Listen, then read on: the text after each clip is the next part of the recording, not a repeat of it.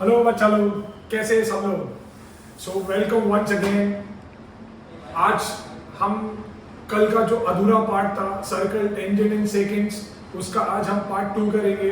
Today we gonna talk about all the properties which are related to tangents and seconds one by one. And जैसे हमारा rituals है कि मैं आपको remind करा दूं कि आपकी बोर्ड की एग्जाम के लिए रह गए हैं दिन कितने, सिर्फ 3। So keep preparing, keep studying, and if you need any chapter to be revised by me, please let me know. I'll do that for you guys because मैं हमेशा आप लोगों के लिए यहाँ पे हूँ, आपकी हेल्प करने के लिए यहाँ पे हूँ। So अगर आपको कभी भी कुछ भी लग रहा है कि नहीं सर मुझे ये सब नहीं आ रहा है या ये पर्टिकुलर चैप्टर का कंसेप्ट क्लियर नहीं है, so do let me know, do comment so that we'll have a fair idea कि हमें नेक्स्ट वीडियो में करना क्या है। रही बात आज की, जैसे मैंने ऑलरेडी बोल दिया है, today will stick to tangents and second properties and then will see some sums related to that जो बोर्ड के पॉइंट ऑफ व्यू से इंपॉर्टेंट है। And maybe tomorrow I am going to revise the entire book. हम पूरी book को revise करेंगे, मतलब पूरे मैथ्स की टेक्स्ट बुक के अंदर जो हमारे 25 चैप्टर्स हैं उसके अंदर what are the things to remember. So we'll look at those things chapter by chapter which will help you in your board exams. Alright? So without wasting any time, let's start with the today's topic. चलो बच्चा लोग शुरू करते हैं। तो आज का जो सबसे पहला टॉपिक है that is tangent. आज हम लोग बात करेंगे टेंजेंट के बारे में। Let's see first कि टेंजेंट होती क्या है। तो लेट्स अज्यूम करो कि एक मेरा सर्कल है, तो टेंजेंट एक ऐसी लाइन है, टेंजेंट एक ऐसी लाइन है which touches the circle at only and only one point from outside। वो एक ऐसी लाइन होती है जो सर्कल को बाहर से सिर्फ एक पॉइंट पे टच करके जाती है। क्या करके जाती है? टच करके जाती है। कहां से? बाहर से। कहां से करके जाती है बच्चा लोग? बाहर से, है ना। So it is that line which touches the circle at only and only one point from outside, और externally it touches the circle at only and only one point. बहुत बार एमसीक्यू में एक क्वेश्चन आता है कि randomly if I have taken a point on the circle, so how many tangents can be drawn from that particular point? Options are 0, 1, 2, 3. 0, 1, 2, 3। अगर मैंने एक पर्टिकुलर पॉइंट लिया है सर्कल के ऊपर, तो उस पॉइंट से मैं सर्कल के ऊपर कितनी टेंजेंट ड्रॉ कर सकूंगा? Only one, because for every point on the circle, we have a unique tangent for that particular point। मतलब अगर मैं सर्कल के सर्कमफरेंस में कोई भी पॉइंट लेता हूं, तो उस पर्टिकुलर पॉइंट की अपनी एक यूनिक टेंजेंट होगी। मतलब from a given point on the circle there can only be one tangent drawn. एक रैंडम पॉइंट में अगर सर्कल के ऊपर लेता हूं, तो उस पर्टिकुलर पॉइंट से सिर्फ और सिर्फ एक ही टेंजेंट में ड्रॉ कर सकता हूं। Only one tangent can be drawn. Clear है? So this is a small introduction about tangent. Now we have a small property about this, that assume करो ये मेरा सेंटर है, तो इफ आई कनेक्ट OC, तो बच्चा लोग मेरा OC क्या होगा? OC is nothing but my radius. OC मेरी रेडियस होगी ना। कैन आई से कि ये जो OC रेडियस है और BC टेंजेंट है वो एक दूसरे को पॉइंट C पे मिल रहे हैं। So can we call this point as point of contact, और it is that point where radius and tangent are meeting each other। This point is that point where radius and tangent are meeting each other। तो इस point of contact पे हमेशा 90 degree का angle बनेगा। इस point of contact पे हमेशा 90 degree का एंगल बनेगा। मतलब जिस पॉइंट पे रेडियस और टेंजेंट आके मिलेगी वहां पे हमेशा 90 डिग्री का एंगल बनेगा। और इसको हम लोग बोलते हैं, तो आज का पहला पॉइंट है, इसको हम लोग बोलते हैं the tangent is perpendicular to the radius. Tangent is perpendicular to the radius, but कहां पे at the point of contact. हर जगह पे 90 डिग्री का एंगल नहीं बनाएगा बॉस, वो सिर्फ और सिर्फ उनके पॉइंट ऑफ कांटेक्ट पे ही 90 डिग्री का एंगल बनाएगा। So tangent is perpendicular to the radius at the point of contact, at the point of contact. So again मैं एक सर्कल ड्रॉ कर रहा हूं, ठीक है। मैंने एक टेंजेंट यहां ड्रॉ करी, एक टेंजेंट यहां ड्रॉ करी, एक यहां ड्रॉ करी और एक यहां ड्रॉ करी, ठीक है। Let's name it. This is AB, this is CD, this is PQ, this is XY. So if I join, this is the center. If I join all this like this, तो can I say हर इस point पे 90 degree का angle बनेगा? हर इस point पे 90 degree का angle बनेगा। क्यों? Because of this reason sir, क्योंकि अभी आपने बोला कि टेंजेंट जो होती है वो रेडियस से परपेंडिकुलर होती है। कहां पे? At the point of contact, at the point of contact. Clear है? झकास। तो ये वाला कंसेप्ट भी हम काफी यूज करने वाले आने वाले इस चैप्टर में, ठीक है। So you just have to remember that radius is always perpendicular to the radius at their point of contact, और vice versa. We can also put it this way that radius is perpendicular to the tangent at their point of contact.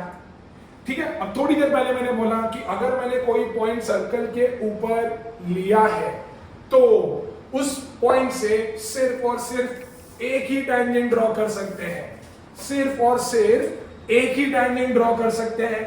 Assume करो कि एक मैंने point लिया है बाहर, point Q। So tell me how many tangents can be drawn from a point which is outside the circle। मतलब अगर कोई पॉइंट सर्कल के बाहर है तो उस पॉइंट से मैं सर्कल के ऊपर कितने टेंजेंट ड्रॉ कर सकता हूं? ऑप्शंस आर 1, 2, 3 और 4। क्या मैं एक ड्रॉ कर सकता हूं? क्या मैं 2 ड्रॉ कर सकता हूं? क्या मैं 3 ड्रॉ कर सकता हूं? या मैं क्या 4 ड्रॉ कर सकता हूं? सर देखते ना सर, आप बना के ट्राई करो सर, हम बाद में आंसर करते हैं, हम सोचते तब तक सोचते रहो। तो भैया ये हो गई 1, ये हो गई 2 और ये हो गई 3, करेक्ट ना? 3 हो सकती है। सर क्या लल्लू बना रहे हो सर, ये टेंजेंट थोड़ी है। अभी तो आपने बोला कि टेंजेंट होती क्या है? जो सर्कल को बाहर से खाली टच करके जाती है। ये टच किधर कर रही है सर? ये तो आके खाली वहां पे खत्म हो रही है। यस, तो it is not a tangent, it is not a tangent. So that means from a point which is outside the circle, from that point there can only be 2 tangents drawn. मैं उस external point से circle के ऊपर सिर्फ 2 ही tangents draw कर सकता हूं। थोड़ा अच्छा फेयर वाला डायग्राम बनाएंगे, थोड़ा खूबसूरत डायग्राम बनाते हैं हम लोग। सो लेट्स अज्यूम कि भाई ये मेरा एक सर्कल है, बड़ा ब्यूटीफुल सर्कल, ये मेरा एक सर्कल है और एक मेरा ये पॉइंट है P। So from this point P only 2 tangents can be drawn like this, like this. Now length of this tangent will always be equal।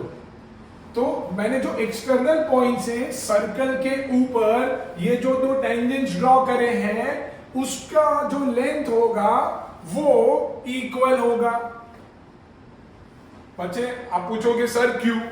तो भैया ये सत्य है, ठीक है, और सत्य को कभी क्वेश्चन नहीं करते। तो जब भी हम बोलेंगे सत्य है मतलब क्वेश्चन मत करो, सिर्फ याद रखो अभी तुम्हारे लिए ये इंपॉर्टेंट नहीं है कि ये इक्वल क्यों होगा। इतना टाइम नहीं है, हमको सिर्फ याद रखना है कि एक्सटर्नल पॉइंट से सर्कल के ऊपर अगर मैंने टेंजेंट्स ड्रॉ किए तो उनका लेंथ सेम होगा।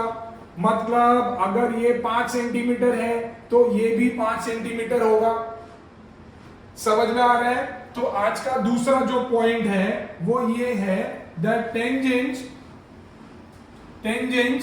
Drawn from an external point, tangents drawn from an external point are equal. Tangents drawn from an external point are equal. और एक सर्कल लेते हैं, let's say this is P. मैंने क्या कर दिया, मैंने बाहर से एक पॉइंट ले लिया P, ये हो गया A, ये हो गया B. Since ये एक्सटर्नल पॉइंट है, दो टेंजेंट्स ड्रॉ की तो ये दोनों इक्वल होंगे, तो कैन वी से from here PA will be equal to PB, PA will be equal to PB. So that means tangent segments drawn from an external point are always equal. Tangent segments drawn from an external point on the circle are always equal. And how many tangent segments can be drawn? Two tangent segments can be drawn और वो हमेशा equal होगी। Clear है? Moving ahead with our next concept, जो कि बहुत लोगों को समझ नहीं आता है। चलो देखते हैं, हम कोशिश करते हैं कि आता है कि नहीं। Next, which is known as angles in alternate segment. Angles in alternate segment. भैया सेगमेंट क्या होता है? सेगमेंट हमें कॉर्ड तो पता ही होगा।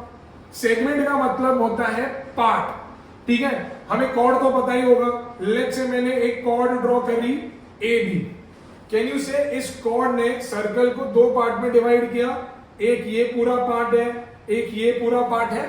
तो इस पूरे पार्ट को और इस पूरे पार्ट को हम लोग बोलते हैं सेगमेंट। हम लोग क्या बोलते हैं? सेगमेंट, ठीक है। जब मैंने कॉर्ड ड्रॉ करी है सर्कल के अंदर, तो वो जो कॉर्ड होगी वो सर्कल को दो पार्ट में डिवाइड करती है, उस दोनों पार्ट्स को हम लोग बोलते हैं सेगमेंट। तो what is angles in alternate segment, उसके लिए क्या करना पड़ेगा, हमें जरूरत किसकी है? What do we need for that? We need a chord and a tangent. अपने को एक कॉर्ड और एक टेंजेंट की जरूरत है। फिर क्या सर? फिर क्या? देखो ना, फिर मैं दिखाता हूं। तो समझो ये मेरा एक सर्कल है बच्चा लोग, ये मैंने क्या ड्रॉ करी है? Chord. This is the chord A B. Now let's draw a tangent. मैंने एक टेंजेंट ड्रॉ करी है यहाँ पे बी सी, ठीक है। This is chord A B and this is the tangent B C. Do you agree कि इस कॉर्ड और इस टेंजेंट को मिलके एक एंगल बना है यहाँ पे, एक एंगल बना है यहाँ पे। This angle will always be equal to angle formed by the same chord. This angle will always be equal to angle formed by the same chord, but in the opposite side or on the opposite side. मतलब अभी समझो, मैंने एक cord ली है और ये मेरा tangent है, दोनों ने मिलके ये एंगल बनाया। तो angle formed by the chord and the tangent is always equal to angle formed by the same chord but on the opposite side. Opposite side मतलब इस साइड में। तो समझो मैंने एक एंगल यहां पे बनाया ऐसा, तो ये जो एंगल होगा वो इक्वल होगा इससे, वो इक्वल होगा इससे। सर क्यों सर? क्योंकि ये कॉर्ड ने एक एंगल बनाया टेंजेंट के साथ ये वाले पार्ट में, जिसको हमने बोला सेगमेंट। तो ये जो एंगल था that will be equal to angle formed by the same chord in the alternate segment, मतलब इन द अदर सेगमेंट। बहुत बारी बच्चों को आइडेंटिफाई करने को नहीं आता कि सर हम एंगल आइडेंटिफाई कैसे करें। उसके लिए मैंने क्या बोला, जरूरत किसकी है? एक कॉर्ड और एक टेंजेंट। अगर तुमको एक कॉर्ड और एक टेंजेंट दिखती है और वो दोनों मिलकर एक एंगल बना रहे हैं, तो वो angle will always be equal to angle formed by the same chord but on the other side. कैसे पता चलेगा सर? कुछ नहीं करना है बच्चा लोग, सिर्फ अपने कॉर्ड को पकड़ के रखना है, सिर्फ अपने कॉर्ड को पकड़ के रखना है और उसको पकड़ के ऑपोजिट साइड में लेके जाओ, उसको पकड़ के ऑपोजिट साइड में लेके जाओ। तो जो एंगल बना है वो और ये एंगल हमेशा इक्वल होगा। अब जरूरी नहीं है कि ये एंगल हमेशा यहां ही फॉर्म हो, ये एंगल किधर भी फॉर्म हो सकता है। It can be like this as well, it can be like this as well. Let's say this is F. Again if you see there is an angle form with this chord and a tangent, so this chord is equal to angle formed by the same chord on the other side। तो कैसे पता चलेगा? Sir cord को पकड़ो, chord को पकड़ो और पीछे लेके जाओ, उसको कॉर्ड को पकड़ो और पीछे लेके जाओ, तो जहां पे एंगल बना वो दोनों एंगल इक्वल होंगे, वो दोनों एंगल इक्वल होंगे। समझ में आ रहा है क्या? थोड़ा भी नहीं समझा रहेगा सर, क्योंकि बहुत ही कॉम्प्लिकेटेड टॉपिक है सर। कोई बात नहीं ना, हम करते हैं ना, हम एक मस्त वाला एग्जांपल करते हैं। You just have to identify which angle will be equal to which other angle. ठीक है? सो देखो, हमने बनाया एक सर्कल, हमने बनाई cord,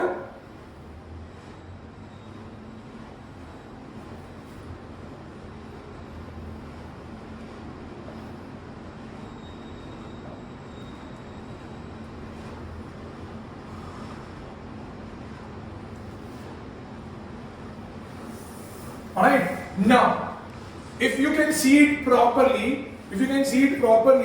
there are three chords which are making three different angles with the tangent। तीन अलग अलग कॉर्ड्स है बच्चा लोग जो टेंजेंट के साथ अलग अलग एंगल बना रही हैं। क्योंकि मैंने पहले ही बोला था कि जब भी ये थ्योरम लगाना है अपने को जरूरत होती है कॉर्ड और टेंजेंट की होती है। तो यहाँ पे तीन ऐसी कॉर्ड है जो टेंजेंट के साथ एंगल बना रही है। तो सबसे पहले तुम्हारा स्टेप है कि तुम वो कॉर्ड को आइडेंटिफाई करो कि ऐसी कौन सी कॉर्ड है जो टेंजेंट के साथ एंगल्स बना रही है। पहली this chord BF, can we say ये कॉर्ड BF इस टेंजेंट के साथ यहां पे एंगल बना रही है। दूसरी this cord BE, can you see this cord BE, ये जो कॉर्ड BE है ये भी इस टेंजेंट के साथ यहां पे एक एंगल बना रही है। तीसरा इस कॉर्ड BD इस टेंजेंट के साथ यहां पे एक एंगल बना रही है। और ये जो कॉर्ड BE है वो इस टेंजेंट के साथ और एक एंगल बना रही है, तो if you can see there are four angles which are getting formed with the tangent। ये तीन कॉर्ड्स ने मिलके चार अलग अलग एंगल्स बनाए हैं इस टेंजेंट्स के साथ। तो अभी क्या होगा अगर मैं तुमको पूछूं कि एक सेकेंड ना,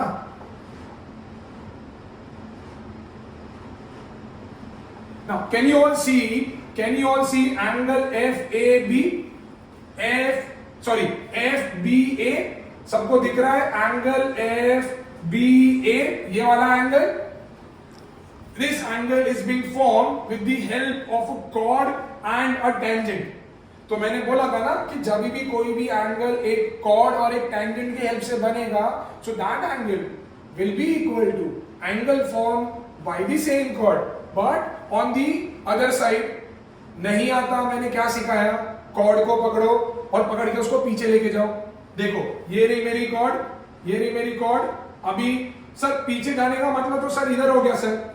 हाँ बरोबर है, पर क्या ये एंगल इस कॉर्ड की हेल्प से फॉर्म हो रहा है? क्या नहीं हो रहा है। तो अभी मेरे को थोड़ा सा डायरेक्शन चेंज करना पड़ेगा। ये देखो ये जो कॉर्ड होती है ना, कॉर्ड अपने दोनों एंड से अपने सोल्जर्स को भेजता है कि भाई तू यहां से जा और जाके सर्कल के सरकमफेरेंस में मिल लो। एक जाता है यहां से और एक जाता है यहां से और सर्कल के सरकमफेरेंस पे मिलता है।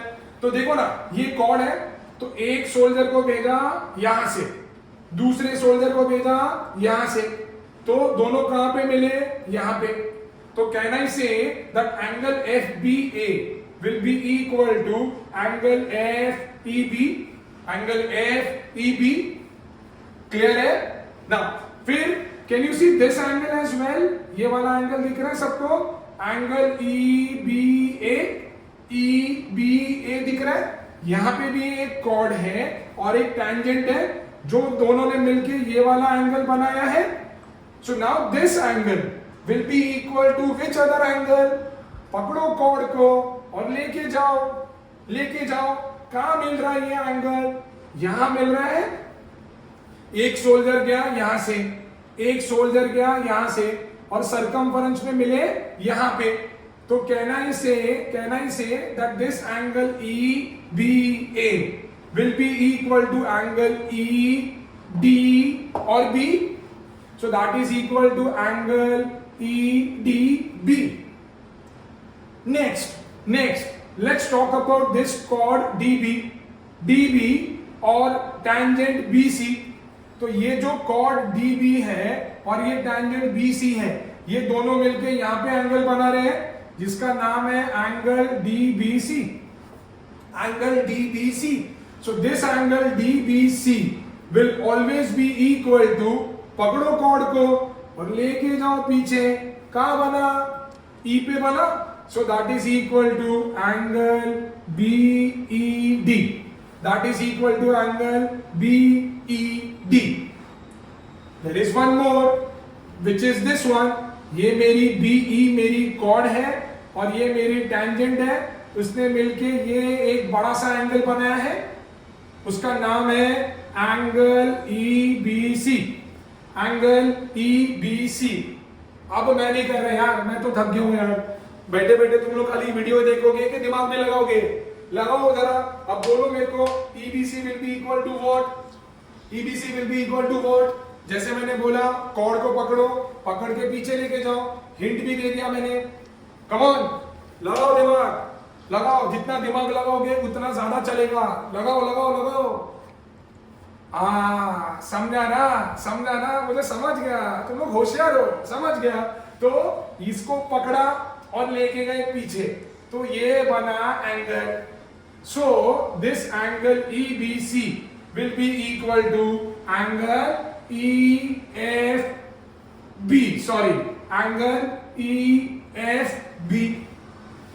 भैया क्या एंगल्स इन ऑल्टरनेट सेगमेंट, सब ऐसे ही डर रहे थे। क्या मजा आ गया, कितना सिंपल टॉपिक था। लोग बड़ी बात करते, अरे एंगल्स इन ऑल्टरनेट सेगमेंट बड़ा डिफिकल्ट है। अरे क्या डिफिकल्ट था? कुछ भी नहीं करना है। सबसे पहला स्टेप मैंने क्या बोला, इसको मैं कवर कर रहा हूं। सबसे पहला स्टेप मैंने क्या बोला कि मेरे को सबसे पहली जरूरत होती है एक कॉर्ड और एक टेंजेंट की। एक कॉर्ड और टेंजेंट ने मिलकर जो एंगल बनाया, that will be equal to angle formed by the same chord but on the other side. तो करेंगे क्या? ये मेरी टेंजेंट है, दिख रही है? ठीक है, मेरा हाथ खराब हो गया। ये मेरी टेंजेंट है।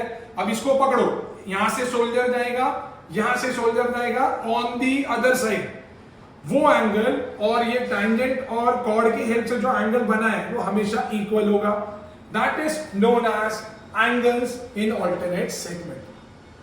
और अगर ये समझा भैया तो ये चैप्टर तो लल्लू। क्लियर है?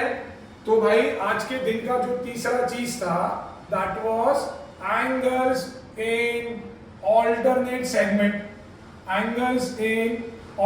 सेगमेंट। चलो एक थोड़ा सुंदर सा डायग्राम बनाते हैं, मैंने काफी खराब कर दिया इसे।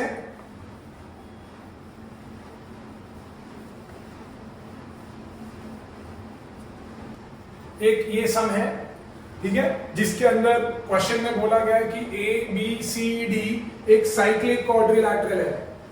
हमने कल ही बात करी थी साइक्लिक क्वाड्रिलैटरल के बारे में, जिसके ऑपोजिट एंगल सप्लीमेंट्री होते हैं। एंड FE एक टैंजेंट है जो सर्कल को A पे टच कर रही है।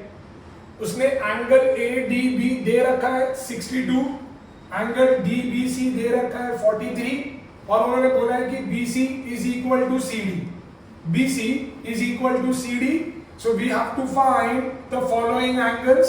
ये तीन एंगल फाइंड करने हैं।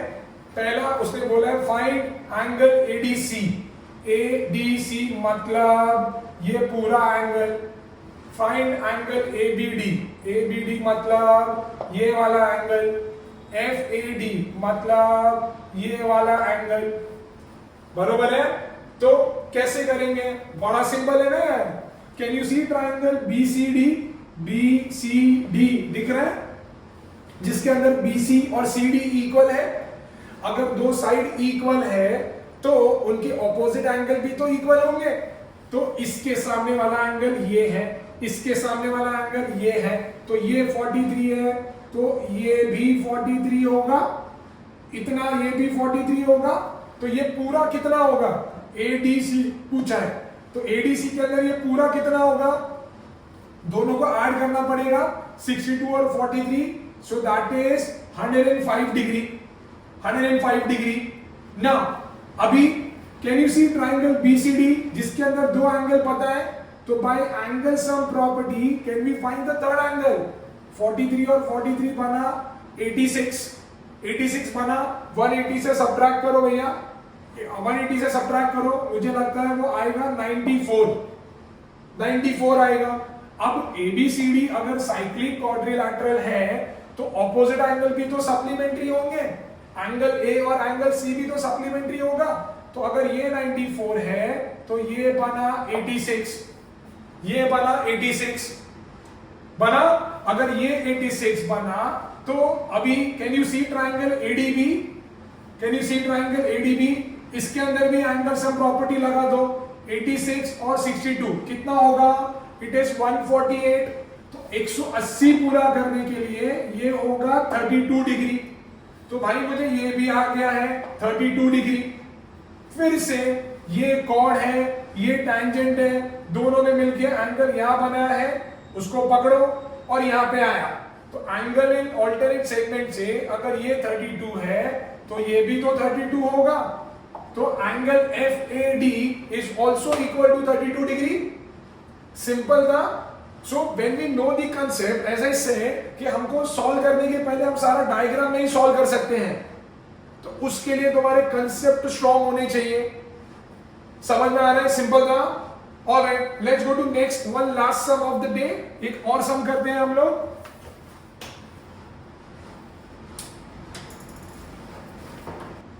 ठीक है, तो देखो अभी ये एक सम है, बहुत सिंपल है, ऑल्दो ऐसे टाइप ऑफ सम ज्यादा आते भी नहीं है, but if you very lucky, हमारा नसीब बहुत अच्छा होगा और शायद अगर उन्हें हम पे दया आ गई तो शायद वो ऐसे टाइप ऑफ क्वेश्चन पूछेंगे।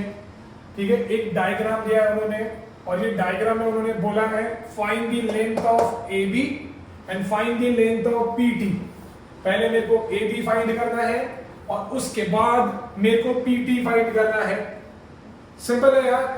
कैन आई से कि AB और CD मेरी कॉर्ड्स है जो आपस में एक दूसरे को P पे इंटरसेक्ट कर रहे हैं, that is outside the circle.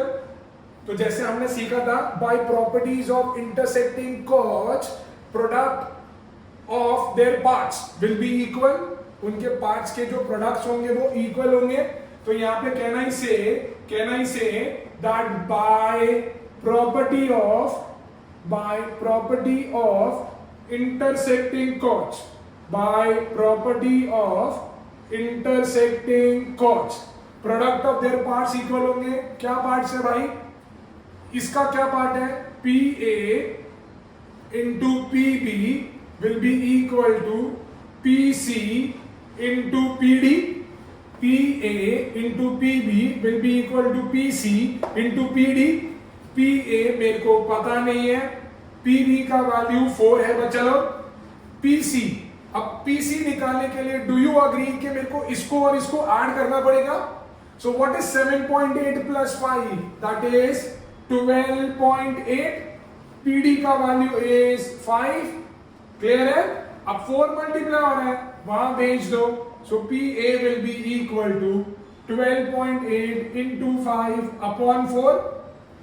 4 से गया 3 टाइम्स और ये गया 2 टाइम्स, तो ये हो गया है 3.2 इंटू 5 हो गया है 16 सेंटीमीटर। पर अपने को फाइंड करना है AB। मेरे को PA पता चल गया है 16 सेंटीमीटर, PB है 4 सेंटीमीटर, तो AB कितना होगा, सिंपल ना, सबट्रैक्ट कर दो दोनों को। सो that is PA minus PB। तो 16 में से 4 गया, AB आ गया है 12 सेंटीमीटर। 12 सेंटीमीटर। तो हमने ये फाइंड कर लिया है ना। How do we find PT? Again AP एक मेरी सेकेंड बन गई, PT जो है वो मेरी टैंजेंट है। तो can we use for the secant part, can we use our tangent secant property which is equal to, क्या होगा, टेंजेंट कौन सी है, PT है, so that is PT square is equal to product of parts of the secant. तो secant के part कौन से हैं, PA into PB, so that will be equal to PA into PB। PA की वैल्यू अपने को आई है 60, PB की वैल्यू उन्होंने दी हुई है 4, 16 4 जा 64, तो PT अपना बनेगा 8 सेंटीमीटर। तो PT की वैल्यू आई है 8 सेंटीमीटर। कितना सिंपल था, हमने सिर्फ दोनों प्रॉपर्टी यूज की, वैल्यू सब्स्टिट्यूट करी और हमको आंसर आ गया, है ना। सिंपल है। ये तो मैं पूछूंगा भी नहीं कि समझा कि नहीं, क्योंकि मुझे पता है समझ गया है। ठीक है, तो हमारा जो रिवाज है छाप लो और आगे बढ़ते हैं।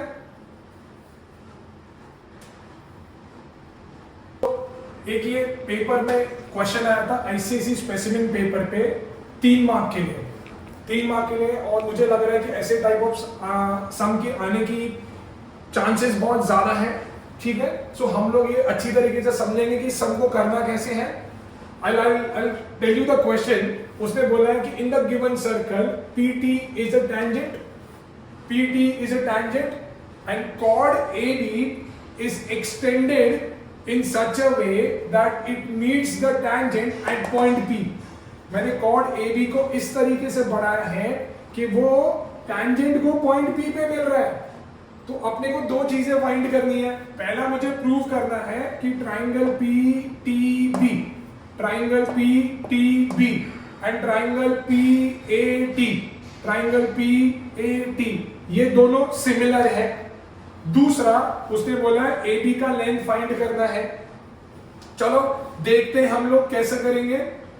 कभी भी ट्राइंगल को सिमिलर करना होता है तो हम लोग क्या करते हैं, हमेशा we always write down the name of the triangle which we are going to prove similar.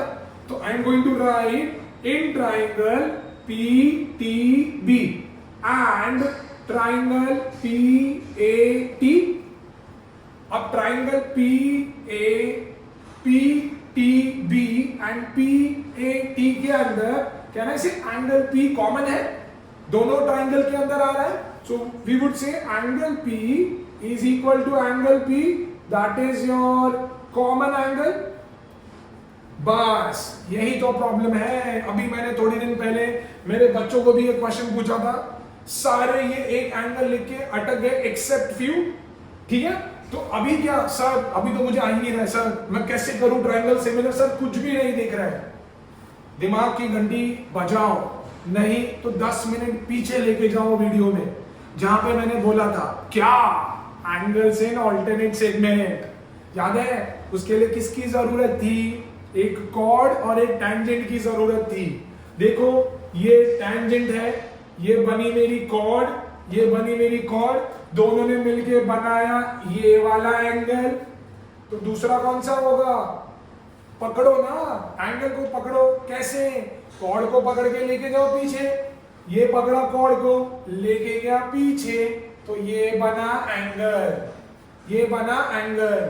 तो कैन आई से कि ये जो एंगल है PTA that will be equal to angle PBT, हा के ना, हाँ। तो दूसरा एंगल मिल गया ना बच्चा लोग, और दूसरा एंगल मिल गया तो ट्राइंगल हो गया ना सिमिलर। कैसे, बाय AA टेस्ट, करेक्ट है ना। तो यहां पे मैं लिखूंगा angle PBT that will be equal to angle PTA by which theorem, by angles in alternate theorem.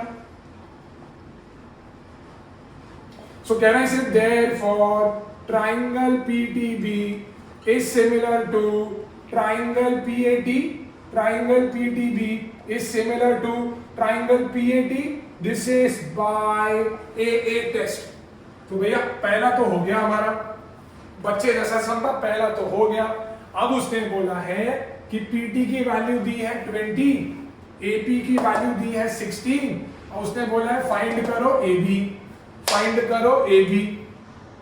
Can you सी, जब बी ए कॉर्ड को मैंने एक्सटेंड किया तो वो क्या बन गई, सेकेंड। जब किसी कॉर्ड को मैं खींच के आगे लेके जाता हूं ना तो वो बनती है सेकेंड। और पीटी मेरी है टेंजेंट। अभी वापस 2 मिनट पीछे जाओ, मैंने बताया था टेंजेंट सेकेंड प्रॉपर्टी क्या होती है। टेंजेंट सेकेंड प्रॉपर्टी सीधा मैं लिखूंगा by tangent secant property, by tangent secant property क्या आएगा, square of the tangent that is PT square is equal to what, it is equal to P A into P B, it is equal to P A into P B, है ना। तो PT का value है 20 का square, पीए का value है 60 into PB. 20 का square can be written as 20 into 20 upon 60 that is equal to A B. Clear है, 4 4 जा 4 5 जा, करेक्ट है ना, 4 1 जा 4 5 जा, सॉरी ये पीबी था, सॉरी। सो 5 इंटू 5 कितना हो गया, दैट इज 25 सेंटीमीटर। तो भैया ये पूरा आया 25, ये आया है 16। उन्होंने पूछा है ए बी, क्या करेंगे, कहना इससे पूरे पीबी में से पीए को सब्ट्रैक्ट करूंगा तो मुझे ए बी आ जाएगा, है ना। तो can we say A B will be equal to PB minus PA, so that is 25 minus 16, तो ए बी का वैल्यू आएगा 9 सेंटीमीटर। ए बी का वैल्यू आएगा 9 centimetre. Are we clear with this, समझ में आ रहा है। सबसे इंपॉर्टेंट चीज थी एंगल्स इन ऑल्टरनेट सेगमेंट का यूज करना।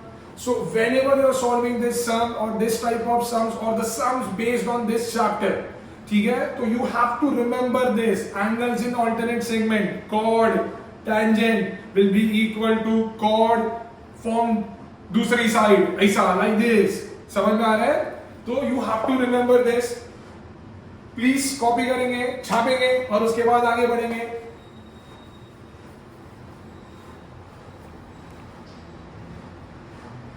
अच्छा वाला डायग्राम बनाते हैं अभी। सो भाई ये मेरी थी कॉर्ड और ये अपनी है tangent, this is C, this is D, this is the angle, all right. So in this case angle ABC will be equal to dash, then let's say this is E, so angle EBD is equal to dash। ये मैं नहीं लिखने वाला answer, I want you to write it in the comment, let's see किसका right आता है। मैंने explain कर दिया है, इसका आंसर मैं आगे नहीं लिखने वाला, समझ में आ रहा है। तो इसका आंसर मुझे आप ही लिख के देंगे, जैसे मैंने अभी बोला, आप लिखो, सोचो और मुझे कमेंट करो कि इसका राइट आंसर क्या होगा, ठीक है। तो अब हम शुरू करते हैं, कुछ छोटी मोटी प्रॉपर्टीज है एमसीक्यू के पॉइंट ऑफ व्यू से। तो सबसे पहली जो प्रॉपर्टी है वो बोलती है properties of intersecting chords, properties of intersecting chords. मतलब जब दो कॉर्ड एक दूसरे को इंटरसेक्ट करती है मतलब कट करती है, काटती है, तब क्या होगा भाई, तब क्या होगा।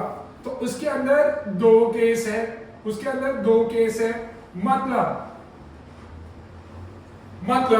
अभी दो कॉर्ड एक दूसरे को इंटरनली भी काट सकती है। इंटरनली बोले तो दो कॉर्ड एक दूसरे को सर्कल के अंदर भी काट सकती है लाइक दिस, और दो कॉर्ड एक दूसरे को सर्कल के बाहर भी काट सकती है like this. So let's say when two chords intersect each other internally at point P, and in this case they are intersecting each other at point B but outside the circle. Then property of intersecting chord states that in that case AP into BP will be equal to CP into DP. AP into BP will be equal to CP into DP. और एक सत्य है, पूछना मत, मत्था लगाना मत कि क्या हुआ भैया। और एक सत्य है कि जब कॉर्ड्स एक दूसरे को इंटरसेक्ट करेगी, चाहे सर्कल के अंदर या सर्कल के बाहर, in that case product of their parts will be equal. क्योंकि हर बार मेन थोड़ी सेम रहेगा, मैं याद कैसे रखूंगा? Product of their parts will be equal. अगर मैं कॉर्ड AB के बारे में बात करूं तो उसके पार्ट्स कौन से बने? AP और BP बने। CD के बारे में बात करूं तो उसके पार्ट्स कौन से बने? CP और DP बने। सिमिलरली AB और CD को एक्सटेंड किया यहां पे तो उसके दो पार्ट कौन से बने? AP और BP, CP और DP। तो उनके प्रोडक्ट का पार्ट्स इक्वल होगा। ओ सॉरी, उनके पार्ट्स का प्रोडक्ट इक्वल होगा, उनके जो पार्ट्स होंगे उनका प्रोडक्ट इक्वल होगा। This is nothing but properties of intersecting chord. Properties of intersecting chords, या तो वो अंदर काटेगी या तो वो बाहर काटेगी, but this property will remain same. This property will remain same. समझ में आ रहा है? झगास, ठीक है। तो एक लास्ट प्रॉपर्टी है, ठीक है, एक लास्ट प्रॉपर्टी है जिसको बोलते हैं tangent secant property. Tangent secant property, I am sure second नाम बहुत सारे जनों ने पहली बार सुना होगा, ठीक है। सेकेंड होता क्या है? सेकेंड होता है कॉर्ड का बड़ा भाई। कॉर्ड का बड़ा भाई। भाई अपना कॉर्ड क्या है? कॉर्ड तो वही है ना जो सर्कल पे शुरू होता है, सर्कल पे खत्म होता है। इट मे और it may not pass through the centre of the circle. मतलब कॉर्ड की सीमा सर्कल के अंदर तक ही है, लाइक दिस। सेकेंड उसका बड़ा भाई है। क्या बोलता है ना, सेकेंड एक ऐसी लाइन है जो सर्कल को चीर के निकल जाती है। सेकेंड एक ऐसी लाइन है जो सर्कल को चीर के निकल जाती है और सर्कल को दो अलग अलग पॉइंट पे काटती है। और सर्कल को क्या करती है? दो अलग अलग पॉइंट पे काटती है। तो can I put it this way that in every secant there is a chord contained in it. There is a chord contained in it. There is a chord contained in it. There is a chord contained in it. There is a chord contained in it. इसका मतलब होता है कि हर एक second के अंदर एक cord छुपी हुई रहती है। अगर मैंने बोला ये L एक सेकंड है तो मतलब उसके अंदर कॉर्ड कौन सी है? CD। अगर मैंने यहाँ पे एक और सेकंड बनाई जिसने सर्कल को PQ पे काटा तो इसके अंदर कॉर्ड कौन सी है? PQ। PQ है, इस सेकंड के अंदर कॉर्ड PQ छुपी हुई है। So for every second there is a chord contained in it। हर एक सेकेंड के अंदर एक कॉर्ड छुपी हुई रहती है। तो I hope that clears that what is secant. तो now let's see what is tangent secant property. What is tangent secant property? So let's assume that this is our circle and this is the tangent, that is TP। And ये मेरी एक second है, that is A and B, that is A and B। तो can you सी ये second और tangent एक दूसरे को आके पॉइंट P पे मिले। So according to tangent secant property, square of the tangent का नाम क्या है बच्चा लोग? PT या TP। तो according to tangent secant property, square of the tangent is equal to product मतलब multiplication parts of secant। product of parts of secant। अभी सेकेंड का एक पार्ट बना ये और एक पार्ट बना ये, क्योंकि ये तो कॉर्ड है, तो सेकेंड का एक पार्ट बना ये और एक पार्ट बना ये। So according to tangent secant property, this property states that the square of the tangent is always equal to product of parts of secant. तो इसके पार्ट्स क्या थे भैया, PA into PB, PA into PB. So when we use tangent secant property, so it is nothing but square of the tangent that is equal to product of parts of the secant. I hope clear है. So this concludes all the concepts related to this chapter, all the major concepts which are related to this chapter, जो sum solve करने के लिए बहुत ही helpful होंगे। सो I hope इससे तुम्हारा at least कुछ परसेंट डाउट क्लियर हुआ या कुछ परसेंट डर क्लियर हुआ। अगर जिसका ज्यादा परसेंट क्लियर हुआ है तो they can tell me and write it in the comment कि हाँ सर हमारा तो बहुत डर दूर हो गया है। ठीक है, तो आई गेस अगर आप ये कॉपी कर लोगे तो आपके लिए बहुत ही बेहतर होगा, क्योंकि मैंने सारे कंसेप्ट एक ही साथ बोर्ड पे लिख दिए हैं। सो काइंडली कॉपी करो, एक बुक में लिख लो, ताकि that will be registered in your mind for longer period of time. Clear है? सो प्लीज कॉपी करो और उसके बाद हम लोग थोड़े से सम करते हैं और देखते हैं कि क्या होता है। क्लियर है? कॉपी करो प्लीज।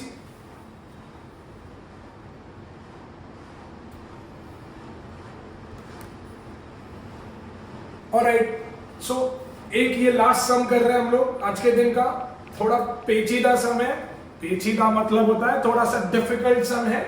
ठीक है, उसने बोला है कि in the given figure QR is equal to QP। दिख रहा है? QR is equal to QP। उसने बोला है एंगल RQP इज 68। ये जो पूरा एंगल है दैट इज 68। ठीक है, और PC and QC are the tangents drawn from point C in a circle or on the circle of center O. PC और QC जो है वो एक्सटर्नल पॉइंट C से टेंजेंट ड्रॉ करी है सर्कल के ऊपर जिसका सेंटर O है। तो हमको दो चीजें फाइंड करनी है। पहला एंगल QOP, मतलब अपने को ये वाला एंगल फाइंड करना है।